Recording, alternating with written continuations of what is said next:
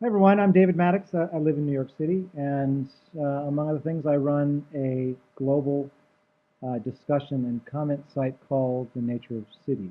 You can find it at thenatureofcities.com. So what I want to talk today about is urban social ecology, about biodiversity, about cities, about biodiversity in cities, and principally about people. Now, I come originally from the world of straight-ahead conservation. I worked for the Nature Conservancy on endangered plants for a long time, really out at the edges of where the people are, but not obviously beyond the reach of people, because it was human activities that were often the things that were driving the populations of these species down. Now, I want to take a different tack today, though, and talk about the idea of nature in cities, the nature of cities, really the idea of cities as habitat for both people and nature. This is an education forum, and I want to talk about how that connects to the idea of how we create an ethos, a biophilic ethos around in cities. It's, we want to talk about how do we create cities that we find livable, resilient, and sustainable, cities that work for both people and nature. And I'm going to talk about a huge breadth of work that's going on around the world. It's all represented in the nature of cities. I think pretty much every picture you'll see today on this in this slideshow has been published on the nature of cities in one form or another in one of the approximately about 175 blogs that we've done over the course of the last year and a half. And the idea is to show you a sense of how broadly people are integrating the idea of a broad sense of nature in cities, really the space between buildings, as Jan Go would say, parks, open space, natural areas, street trees, biodiversity, places that people exist and nature exists. So that's what I'm going to talk about today. So the question that we have to ask ourselves with respect to cities is, what kind of cities do we want? What are the cities that we dream of in the future? Well, first of all, we know they need to be livable. That's a picture of a piece of open space in Mumbai. They need to be resilient. There's a picture of New York City with Jamaica Bay in front of it. And they need to be sustainable. That's a community garden in Uganda, in Kampala. All three of these elements, livable, resilient, and sustainable, are critical to the idea of creating cities that anybody wants to live in, that we're going to be able that will exist in the future, that will resist storms. So often we think about these things as one or the other. We focus on one, but really all three of these things have to be part of the equation right from the start. Now, you can't have a conversation, for example, about resilience without thinking about, in New York anyway, without thinking about Hurricane Sandy from a couple of years ago. That picture up on the upper left is the lower half of Manhattan in the dark. I happen to live, if you look at the dark blackout line, I live in the lit side over on the right side of Manhattan. But I was just lucky to be able to still have power. But they are these kind of challenges, resilience, livability, and sustainability challenges all over the world. There's a picture of a woman trying to cross the street in Mumbai in the upper right. There is a picture in the middle that I've covered up, unfortunately, of Gowanus Canal in New York. It's a Superfund site. And that beautiful picture to the left of Gowanus Canal is the surface of the water in Gowanus Canal. It's covered with industrial sludge and sewage. There's a lower left is a picture of an informal settlement in Altamira in Brazil, just downstream of where they're building a huge multi-million-dollar dam called the Belo Monte Dam. And then, very familiar to us in the United States, is the idea of how we construct built nature in cities. In this case, a neighborhood, an irrigated neighborhood in Phoenix with grass. So these ideas all come together in some important ways in terms of how we design, conceive of cities as built environments. It ultimately has come down to values. Like so many things come down to values. What do we believe in? What do we choose to value? What do we choose to put in the first case, in the front of the line when we think about designing our cities? in order for them to be sustainable, resilient, and livable. So we often hear about green city lists, right? They're very popular. Lots of cities compete for the idea of what a green city is. Around the outside of this circle, I've shown you what the basic components of most green city lists include. Wastewater, energy, transportation, buildings, social systems and governments, and green elements. And I can tell you for a fact that green elements green elements have are a very small component of such green city lists. And to the extent that what we measure, how we talk about the idea of green cities is reflected in things that we value, it suggests that we don't actually value what the actual literal green elements of a city should be, and I think that's wrong. It sets the wrong tone, the wrong precedent for the idea of these built, ecologically sophisticated cities. I think this goes straight to the idea of how we talk about these things and how we engage people around what we think of as appropriate cities should be, how we design them. So what should green elements be in a city like this? Well, here's a proposal that I think should be components of the green elements that are part of any comprehensive view of a green city. That is, number one, the amount of percent green space in the city, the ecosystem services, the existence of natural areas, wildlands nearby, outside the city, connectivity and placement, justice and access to those green spaces, biodiversity. These are the elements that I can tell you are not involved in any of the measurements of green city lists today. They should be, and we should be talking about how to engage citizens at every level, from kids all the way to adults, in these kind of values around green cities.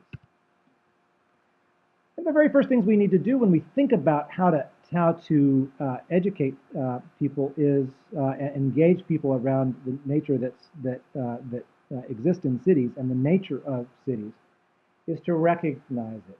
Often we talk about people talk about appreciating urban nature or appreciating nature, so we can celebrate it. Well, it actually skips a step maybe that's before that, and that is even recognizing it, that it's there in the first place. Here's an example. So here's a game I like to play. Where is that place? Those are coyotes. I know you can't respond to me exactly, but just think for a second about where that place is. Where do you think that might be? That's a family of coyotes. Well, that's in the Bronx of New York. Very urbanized area. It's in Van Cortlandt Park. Here's a picture of some people walking in a tree line. Where's that? It's in Singapore. A very ecologically sophisticated city. Where are those flamingos? They're in Mumbai, a city of almost 25 million people. And the venerable, humble street tree that we have all over the world. And then one of my favorite pictures of my own neighborhood. This is on my street corner. This is micro gardening in a tree pit. There's corn, tomatoes, peppers in that tree pit. So the idea that we can recognize nature that is right next to us. Nature is not out there somewhere, but actually right here. And that's a critical component of any idea of engaging people around the idea of nature in cities. I love this picture of this little boy on the right. I was taking some pictures of this community garden, and I didn't know this kid. He walked over to the tulips, and he looked at me and said, "Tulips." And I said, "Yes, they are. Very nice." All the way up to things like the pigeons. I think we think of pigeons as flying rats somehow, but they are a component of biodiversity that's important to think about when we are engaging urbanites about the idea that there is nature all around them that has value to them in terms of their experience of cities, in terms of ecosystem services, and so on. Here's an example of that kind of value as an actual intellectual construct.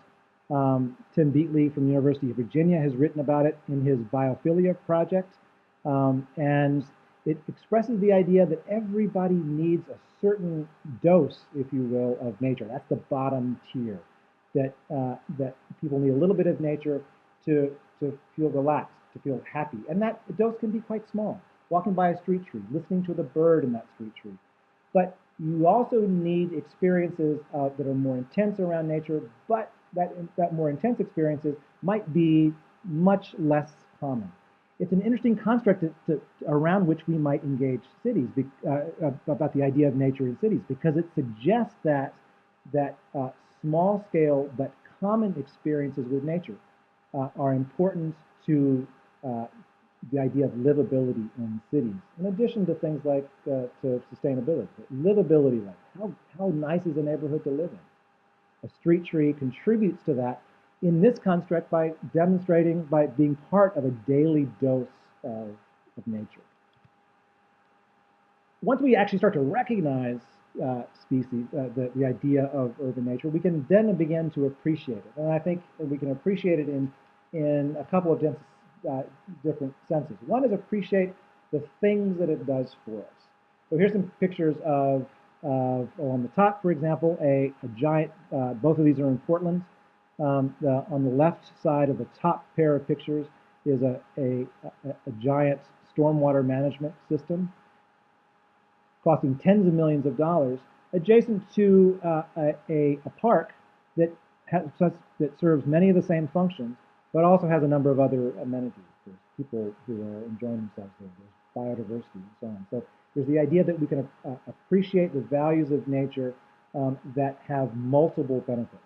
The same on the bottom set of pictures. We have a bioswale on the right, which is collecting stormwater. It's also making the neighborhood more livable. It beautifies the neighborhood, creates habitat for biodiversity. And outside the city, this idea of larger scale nature that has big ecosystem services, big stormwater retention, lots of biodiversity, but also serves as a place where people can go and contributes to the idea of the livability of the city. Very important in the idea of how do we come up with a way of talking about the idea of the importance of human nature, of urban nature, for not only for the biodiversity that's there, but for the people who live there. Part of that appreciation also has to do with monetizing somehow, on some level. How do we create an appreciation for urban nature, in which we can compare it to things like streets and hard infrastructure? And there's a lot of work been done on the idea of how do we identify what the monetary value of, say, a bioswale down the bottom right is for stormwater. We might build hard infrastructure to control stormwater at some cost. What is the monetary value of a bioswale in terms of stormwater, and expressed in a way so we can compare it to the idea of a hard infrastructure, so we can start to create apples and apples comparisons. Certainly not the only thing we need to be doing, because we know that there are other kinds of values that are much more difficult and maybe even impossible to monetize in some sense. The spiritual value of the greenness. Biodiversity values are hard to place into a monetary context, but it's an important part of the idea of appreciating nature. For example, there's a great story about the Million Trees program in New York City, a program in which we're trying to plant 1 million trees around New York City over a period of 10 years. It is part of the Plan YC program. It's a sustainability blueprint for the city of New York, and trees were not part of it originally.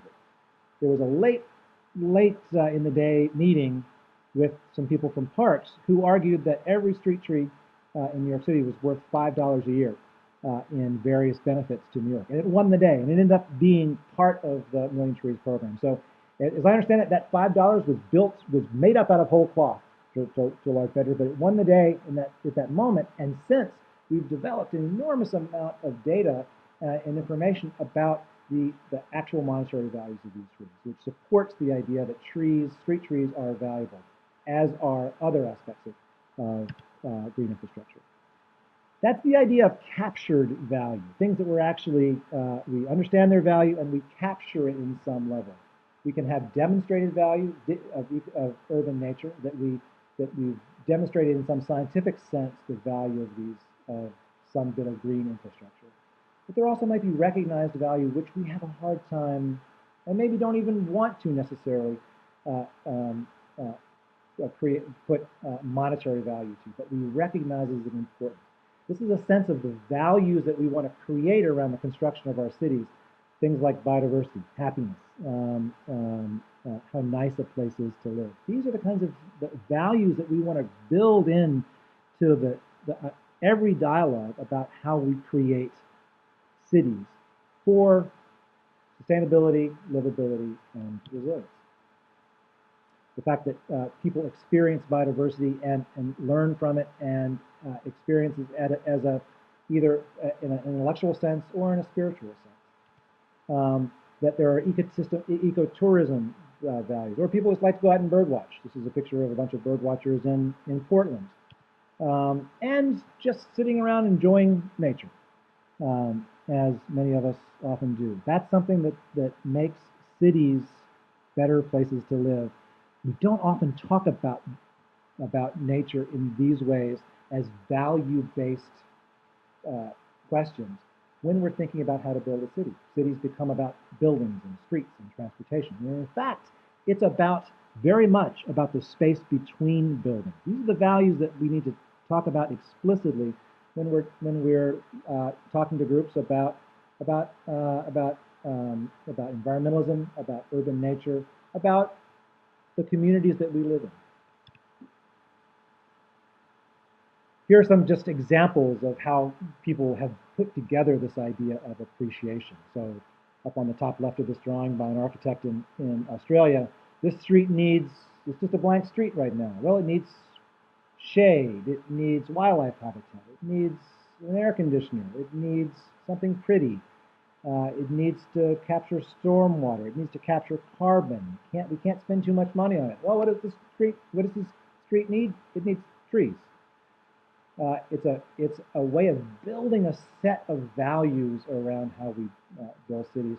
So the cities are great places to live. The picture on the right is a streetscape in Oslo, Norway, that has sound, that has plants, that has birds, that has nature, and it's a remarkably peaceful place to be. Next, we need to think about documenting some of these, and this is edging toward building on the idea of appreciating in a formal values sense. We can ask questions about, all right, how many rare species are there in New York of different types? Well, there's lots of rare species of birds that come through New York. That's largely a migratory bird question. And we document the idea of, say, rare species as a way of talking about values and how we might design our city.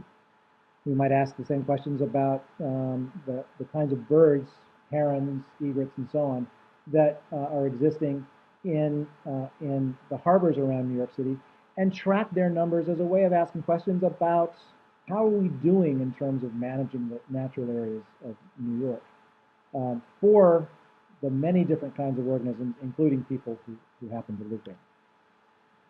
And documenting the value of green infrastructure with respect to certain kinds of events that happen in a city. For example, these three pictures represent one place in Jamaica Bay, which is if you've ever flown into JFK Airport in New York, the big green spaces underneath JFK Airport is Jamaica Bay. And it's a large saltwater bay that is a buffer between the ocean and many of the communities that live behind Jamaica Bay. 800,000 people live behind Jamaica Bay. And there's an example of what that stretch of beach called Dead Horse Bay, because they used to dump the dead horses there around the turn of the 20th century.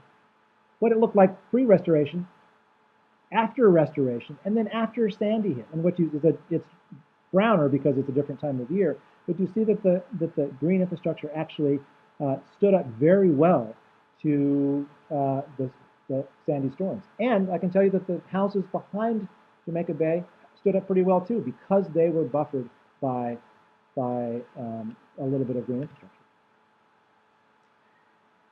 Part of that documentation is also finding out who is out there doing stuff on the landscape. And it's very much a part of the idea of who is stewarding the land. How and why are people using outdoor spaces? This is something I think we don't actually have not appreciated so much in the past, but there's a more and more of work done in this area. And I'm not talking about people who use uh, out and out wildlands or natural areas, because we spend lots of our time in cities outdoors, walking to and from work, past street trees, going into parks. Why do people use those areas? One of the things that we need to know is who is using these outdoor spaces, and why are they using those outdoor spaces for two reasons. One, so we can design, if we knew why they use outdoor spaces and why, we might design better outdoor spaces for them in urban environments. But number two, when we're having conversations about values around urban environmentalism, urban nature, how to design cities, if we can understand how people talk about outdoor spaces, we might be able to facilitate a clearer and more effective dialogue. So I'm not saying potatoes and you're saying potatoes. We can actually start to understand what we mean by these words, and so we can have a dialogue about what we collectively want out of our designed urban spaces. One of the parts of this question is what's out there and who is out there. This is some work done by the U.S. Forest Service and a bunch of sociologists who are in New York City. The left documents the kinds of green infrastructure that exist in the 5 boroughs of New York right now. So the blue area to the upper left is New Jersey. The blue area to the lower right is the Atlantic Ocean. So the body of land down to the lower left is Staten Island. The upper left is Manhattan Island, and so on. So you can see the green spaces are city parks, the red dots are community gardens, and the green dots are green streets and bioswales and so on. So you can see the landscape of green infrastructure in New York City. And one of the things you notice instantly is that it's quite uneven in its distribution, which leads to a lot of questions about access and equitability, which these data help us identify. The one on the right is a study that they did called StuMap. It's a collection of all of the organizations in New York City that have some relationship to environmental stewardship of all different kinds, from the community garden on the street corner all the way up to the New York Botanic Garden. And it turns out there's 3,000 organizations in New York that are involved in environmental stewardship at some level. And the critical thing about this documentation is that it gives you a sense that has some political weight of who is out there doing stuff. There's a lot of people interested in these questions, and that can create political momentum around the idea of how to design cities. It's also a valuable tool for the people who are actually working on the ground. So you can use a database like this to ask the question, who is doing similar work to me nearby? Who else is doing a community garden within 5 blocks? Who else is interested in bird migration in my borough? This kind of social infrastructure mapping becomes really critical to understand what the landscape is, but also facilitating more action and connectivity among people. Again, back to this idea of how and why to use outdoor spaces. And what you find out is that people use outdoor spaces for all different kinds of reasons, from the upper left to education programs, a bunch of kids learning about biodiversity in New York City. The middle and the upper picture is a bunch of fishermen in Istanbul. A little kid hanging out with a heron. 2 lovers out on a bike ride in a community garden on the lower right in New Orleans. People are out there experiencing urban nature in so many different ways. We have to honor and incorporate those multitude of reasons people are out there doing this work in our understanding of the nature of cities and the environmentalism's place in cities, but also incorporate those diverse uses into a vision for how we want to design the cities. It's not just about wild spaces. It's not just about biodiversity. It's not just about fishing. It's not just about community gardening. But in fact, all of these things put together are the multitude of reasons people live in cities in the first place. And we have to find ways to all these things add up to a sense of value for the idea of open space, green space, the space between buildings that will allow us to design better, more comprehensive cities that aren't just about buildings and transportation and energy. Those things are all important, certainly, but so is the idea of this multitude of uses in outdoor spaces. This is, to me, this is critical to how we talk about how we engage communities, how we educate communities, how we hear from communities about the kinds of cities that they want to live in, that they need to live in, that they deserve to live in. Sharing is critical in this context, and clearly we're talking about sharing of community groups talking to each other. We're talking about education. The lower left, we're talking about education of groups and communities, and we're talking about how to build spaces that people want. And one of the things I want to talk about a little bit is the one on the lower right. Now the upper left. That's a piece, some work done by a Japanese landscape architect named Kitaro Ito. And here was a school in the upper of the picture on the upper left. There's 4 quadrants, and the picture on the upper left is the parking lot that was between the 3 buildings in the school.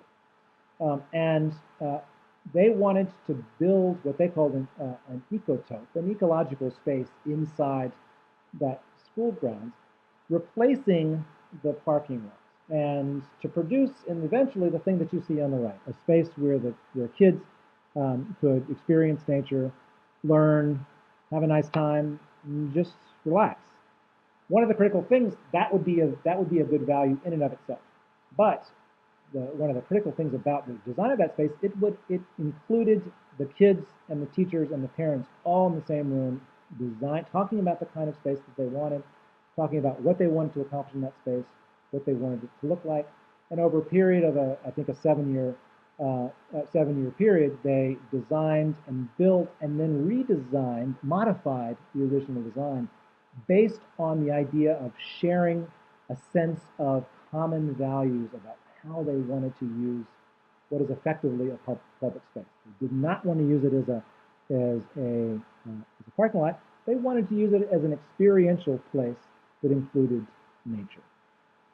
There are some other examples along the bottom. One is the Mithi River in Mumbai, before on the bottom and after a public engagement process about what people wanted this place to be. They wanted it to be public access. They wanted to incorporate nature, and they wanted a place that they designed themselves. That they were not acted upon in creating this space.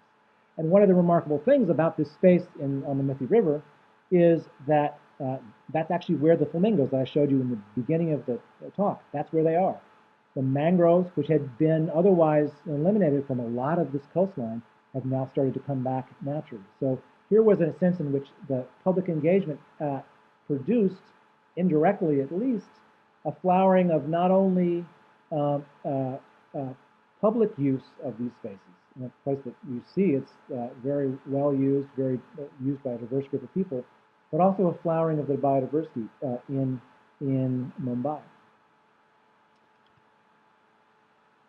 Next, we need to think about how to innovate in these ways. And when I talk about innovate, I mean innovate in terms of science, design, participation, education, and so on. So really, again, it's about the idea of how do we engage people in the design and understanding of their own spaces. And one of the things I want to talk about is something I'm really excited about is as a science-public collaboration is the use of simulation models to create a more effective way to design neighborhoods in which people can get together and talk about how they want their neighborhoods to be designed. But there is a simulation model, a black box, if you will, that has science built into it that can help the community evaluate the consequences of their opinions, their decision making. So it takes the idea of urban design outside the realm of pure opinion and leavens it with actual scientific knowledge. The opinions are still important. You can still choose to do something that's maybe scientifically less efficient in whatever that means, but the science can help guide some decisions which the community might otherwise struggle with. So here's an example around stormwater. It's called Lydra, and here's an example of a bunch of people getting together in a neighborhood in Poughkeepsie, New York, north of New York City, where they can download their city block by block, and then place on the landscape any number of pieces of green infrastructure, street trees, bioswales, green roofs, and then the black box, the model, spits out how much stormwater they captured, how much it costs to build, how much it costs to maintain. The beauty of this thing is, again, people can still have their opinions. They can have a conversation about, oh, I don't care how much it costs. I want street trees. Or I don't care if they're not efficient. I want green roofs. You can still get whatever you want, but it puts your opinions in a scientific context. And I'm so excited about this as a way for scientists and community organizations to actually collaborate in an effective way. Another example that I'm not going to talk about much, but is really totally cool, is you might have heard of the Manhattan Project. It was a recreation by a guy named Eric Sanderson of what Manhattan Island looked like in 1609, the year the Dutch arrived.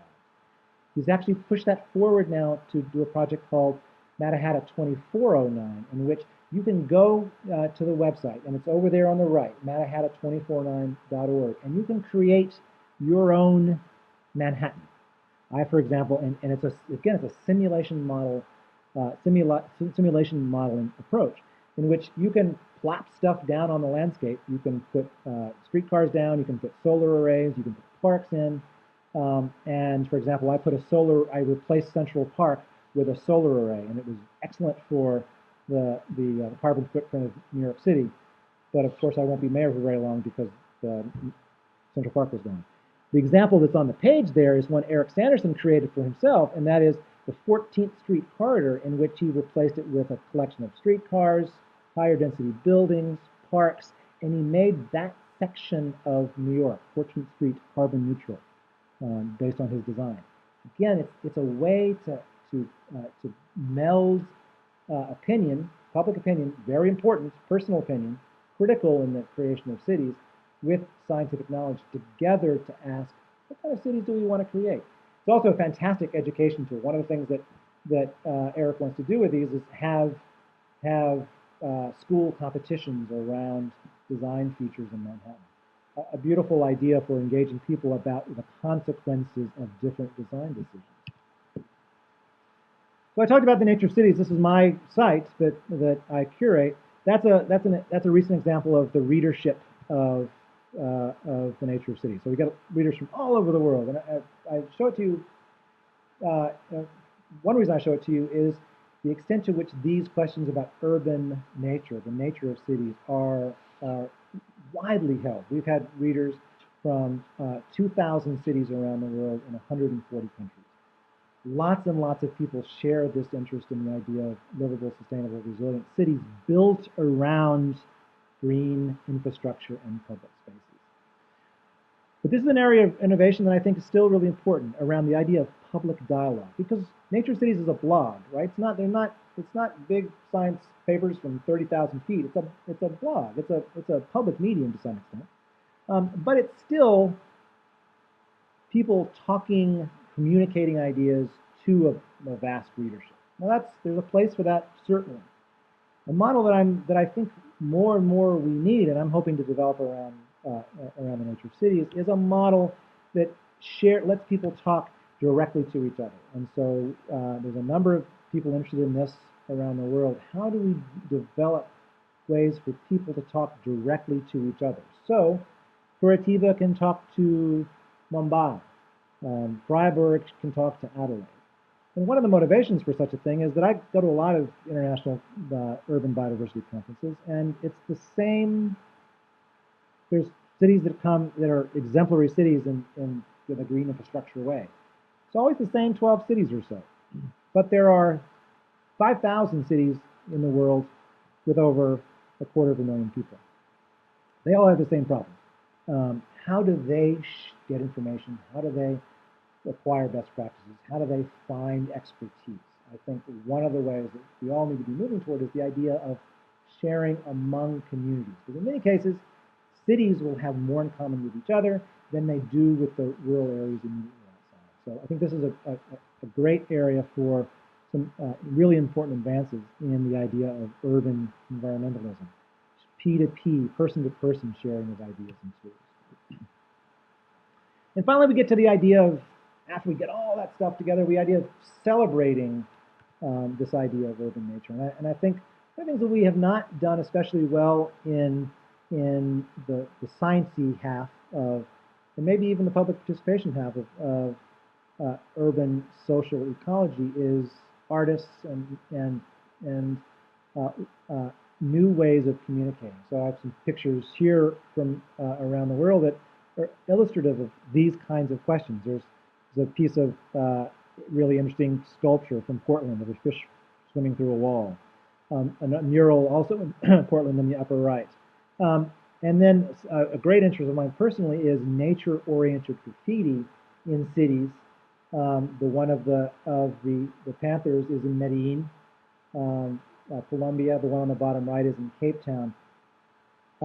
Examples of urban graffiti, which are reflections of political statements, are reflections of the kind of nature that people from the countryside have moved into the city that they feel are lacking in their urban environment. They're expressions of the actual desires of the people for a more biodiverse, biophilic, environmentally, ecologically sophisticated city, expressed through the kind of graffiti that you see in many cities. And then down on the lower left, an example of that was produced here in New York City by an artist and an environmental law professor around environmental justice, and around a protagonist called Maya who wants to clean up her neighborhood through a set of greening initiatives. And it's done in the form of a comic book. And I think it has an immense potential for reaching broader audiences in very sophisticated, excuse me, very sophisticated ways, and reaching new audiences, broader audiences, audiences that may not necessarily come to a class or a forum, but it might reach them in artistic ways, in intellectual ways, in spiritual ways. So the overall message of what I wanted to say is this idea of making our cities biophilic. How are we going to do that? Part of it is creating a world of cities that are livable, resilient, and sustainable. All three of those things. And I think it's critical to think of all three of those things as we have any kind of discussions, engagement around the design and creation of the cities we want. That cities are ecosystems. They are fundamentally ecosystems that are connected to the outside world.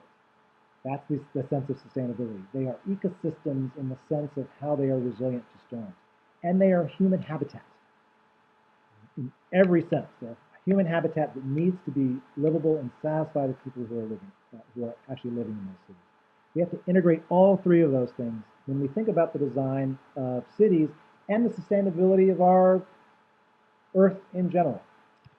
Second is we need to be open, knowledge, and value-driven. We need to be biophilic. We need to figure out a way to understand what the values are of open space, green space, natural areas, and cities, and communicate those values in effective ways. In some biophilic way, or have a biophilic ethos that allows lots of different people to share in this conversation. We think about it in New York quite a bit, such an immigrant community, but it's also similar in many cities in which people are leaving the country and coming into the cities. They bring in a sense of their own sense of nature and their interaction with it into cities, and are looking not only to replace some of those biophilic interactions that they had in the country, but also create a livable city in frankly many cities that are riven with poverty and difficult living conditions. Green infrastructure is one avenue toward addressing livability concerns in those cities. Third is we need to engage all communities and all disciplines. One of the things that Nature of Cities is by design, it's architects and ecologists and sociologists and activists and NGOs all coming together around the idea of green infrastructure. And including all communities in discussion of the kind of communities that they want to create for themselves. That's clearly education, environmental education, and engagement at all levels, from kids all the way up to adults, is critical in that kind of dialogue. And finally, we need to find new ways in the world to share and educate and learn about these kinds of issues.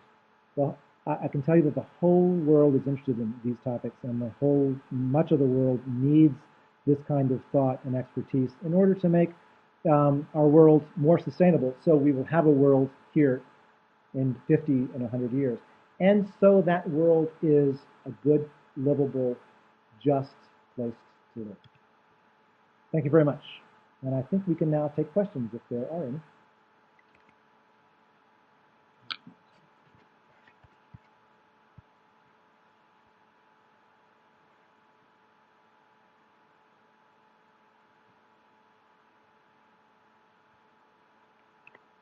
Okay, so welcome to the question and answer part of this presentation.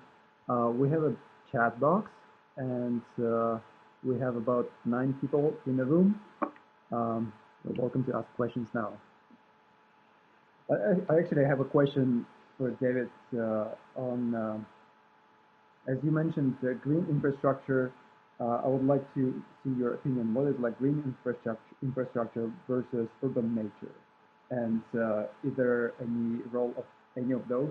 I'm not sure. Maybe they're overlapping for education. I think it's all green infrastructure of different kinds. I think a street tree is an example of one kind of green infrastructure.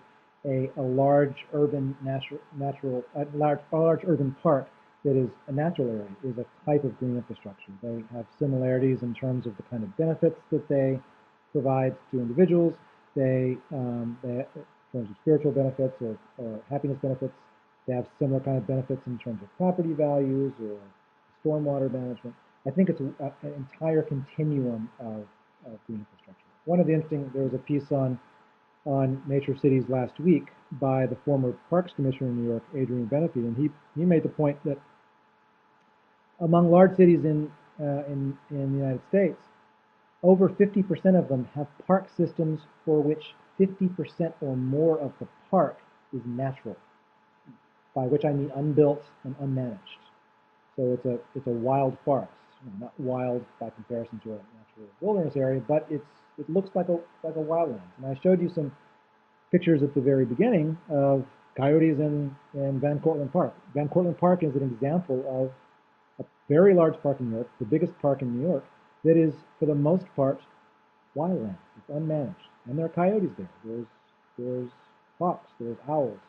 I saw a great horned owl there just a few weeks ago. So I think I think green infrastructure is a continuum of types of green elements, and we in fact shouldn't separate them because they all have broadly overlapping values and uses for both biodiversity and the human population. So, for example, the areas like Highline Park in New York City, or there's like Nature Walk in, I forgot its influence. So, like really super, like artificial places, and there's like the nature is kind of designed, and the ecosystems are kind of novel, so we don't see them in in wild areas, but there's still some nature. Mm-hmm.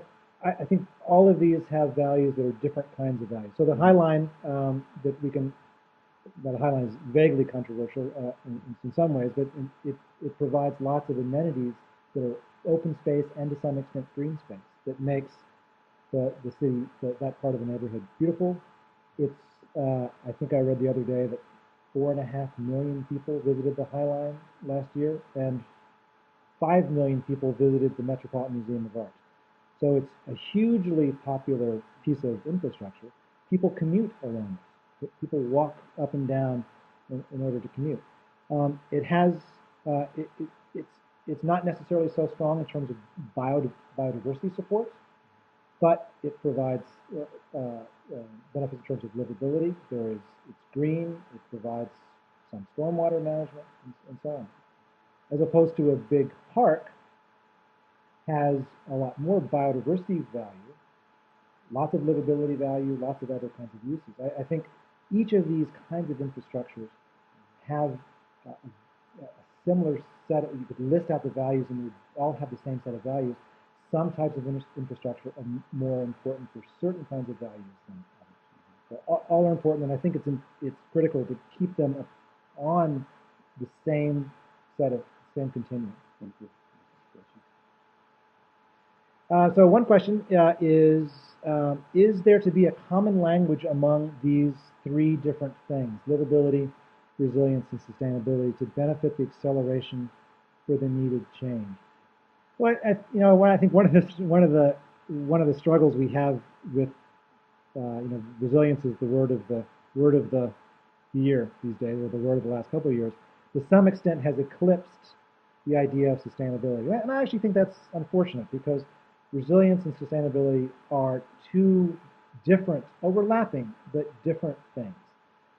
And one of our struggles with livability, resilience, and sustainability is taking them out of the realm of metaphor and into something that's operational. Everybody wants a resilient city, right? Who would argue with that? The hard part is figuring out, okay, what are we going to do to make a resilient city? All right, then you get into the difficulty of saying, we're going to do this, we're not going to do that. As soon as there starts to be winners and losers, then it's real, and people have a hard time identifying what we want to do. I actually would say that we want a common language that keeps all three concepts involved: livability, sustainability, and resilience, so we can operationalize the particular values of each one. I think everybody can understand what we mean by livability in terms of access and happiness and equitability and so on. Sustainability being the idea of, are we living within our means? Are the balances between food consumption and food waste, and energy consumption and energy waste in balance for the long term, and so on. And resilience being a third concept about the idea of shocks to the system. You could say that, well, a city that's not resilient is not sustainable by definition. Okay, I think that's technically true, but to put everything under the banner of resilience loses the important questions of sustainability that involve year-to-year decisions about energy, food security, and so on. And a very good topic, important to our health. I could not agree more. Absolutely. Thank you, David, for incorporating multicultural perspectives within the context of your presentation. Mumbai, for example. Sharing the global issue of urban environmental education allows us to utilize tools and approaches from many climates and cultures. Excellent presentation. Thank you very much. I completely believe in the idea of multiple perspectives, both in terms of disciplines. Architects can't go off and talk about cities by themselves. Ecologists can't go off and talk about the urban environment by themselves. Activists can't go off and be active by themselves. Everybody needs to talk together about these issues. And where are we doing this work? We're doing it in communities. And so many of the problems we have in urban design today are communities that were acted upon in one way or another. There's I think, very moving, inspirational movement now towards getting people involved in the decisions about their own communities. And obviously, that's really hard work. There's that old aphorism about making sausage, and it's really hard work. And I think we're still figuring out how to do it and so on. But I think we're actually getting somewhere now. And there's so much to learn between different cities. I go to a lot of conferences, and people will say, kind of aggressively, well, what does New York have to learn from Mumbai? What does Curitiba have to learn from New York?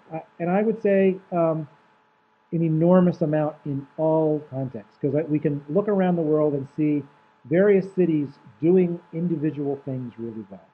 But can we identify, Amsterdam has had a bike program for 75 years, right? So they're doing pretty well in terms of transportation.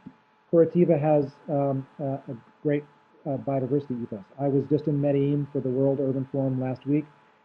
Medellin has a remarkably sophisticated public transportation system that includes um, a keen emphasis on access to other parts of the city. There's a poor neighborhood, for example, that goes up one of the steep slopes of Medellin, 1,000 steps up and down to get from the top to the bottom. They were finding that kids weren't going to school, people were having a hard time going to work. Well, what they did was that they invested in escalators up and down this neighborhood and next to the stairs. And there's a remarkable flowering next to the escalators of color, the buildings being painted, artists, and most fundamentally, kids getting to school, people getting to work. And they need to do more of that. There's lots of poor neighborhoods up these steep slopes, but everybody I talked to at the meeting had been to these escalators and was very moved at the idea of producing infrastructure that actually served a specific need that also then produced a neighborhood that was more beautiful and more vibrant. And someone I was with made the comment, you put any kind of public transportation in, and suddenly the neighborhood starts to flower around it. In this case, it was just an escalator. Awesome. It was very moving for a lot of us. David, I also have a question. So you mentioned that about the importance of engaging people into the dialogue and discussion of what good city should be and into design. Can you comment, since we're educators here, urban environmental educators, what is the potential, in general, we see for urban environmental education to involve, not just give information like top down, but involve people into dialogue and maybe dreaming and thinking and imagining a better city? Maybe you've seen some good examples that you. Well, I think the ones I'm more actively involved in are ones that are involved in adults. But I work with a number of people who are involved with environmental education projects for younger people as well, like the one in Japan, for example. And he's been doing that kind of work in a variety of places. I actually think the larger discipline of education, environmental education in particular, is a model, the fundamental model for so many of these engagement processes, because that's every environmental education event I've ever participated in as just a participant, as a kid, or as an adult, or have been some sort of leader in, has been fundamentally dialogue driven. Sure, there was probably somebody who was giving some sort of expert opinion or lecture, but the whole thing, just about everyone I've ever been to, was fundamentally structured around the idea of talking to each other. The participants talking to whoever the person who was leading the conversation. The participants eventually talking to each other. And I think there's so many different forms of it, from classes to walks. In a couple of weeks, the Jane Walk series will start. Jane Jacobs, the famous urbanist, her birthday was the first weekend in May, and every May there are around Canada and the United States in particular, but other countries as well, there are what's called Jane Walks, and they are loose bands of people who organize around an idea and walk through the city and talk about Jane Jacobs' principles of the living city, people on the street with commerce and playing and engaging with each other. That's the thing that makes the vibrant city. Last year, as part of New York City Parks and the Natural Areas Conservancy of New York, we did a version of it called Jane Jacobs Nature Walks, in which we were going through, we started to walk through the city and talk about green infrastructure from a Jane Jacobs point of view. So we started at the Gowanus Canal. I showed a picture of it at the beginning of my talk. It's a super fun site where the Gowanus Canal Conservancy is producing mulch, is planting street trees to improve the neighborhood around there with community-driven stewardship. We walked from there up through some past community gardens and past a bunch of street trees, talking about the role of green infrastructure in creating the communities that people want to live in. that fundamentally is, to me, is a fundamentally in a broad sense, environmental education model.